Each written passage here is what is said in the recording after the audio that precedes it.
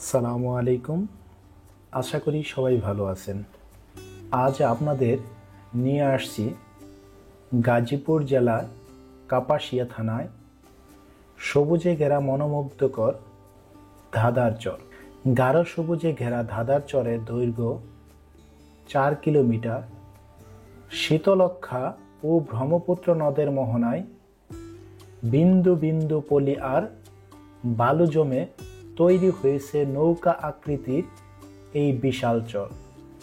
চরের উত্তর দক্ষিণে শীতলক্ষ্যা নদী আর পূর্বে ব্রহ্মপুত্র নদ।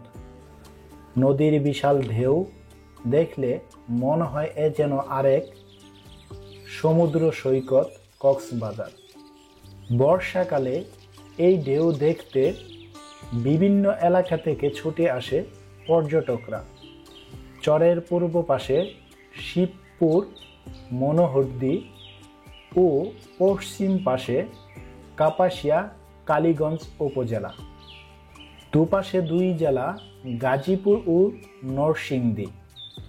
250 একর আয়তনের এই চরের নির্জনতা, নীরবতা ও ছিমছাম স্নিগ্ধ পরিবেশ যে কাউকেই করবে মনোমুগ্ধকর। চরে রয়েছে পেয়ারা বাগান, কলা বাগান, লেবু বাগান, আম কাঁঠাল সহ বিভিন্ন ফসলি ক্ষেত। বছরে প্রায় কোটি টাকা আয় হয় এ চর থেকে।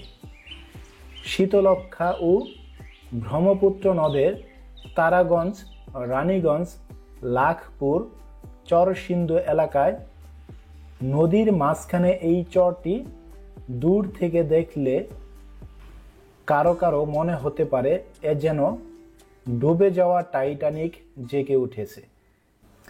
এবার বলে দিচ্ছি কিভাবে আসবেন। ঢাকা থেকে সরাসরি জলসিঁড়ি বাসে করে আসা যায় কাপাসিয়া। এখান থেকে নৌকায় করে অথবা সিএনজিতে যেতে পারেন ধাঁধার চর।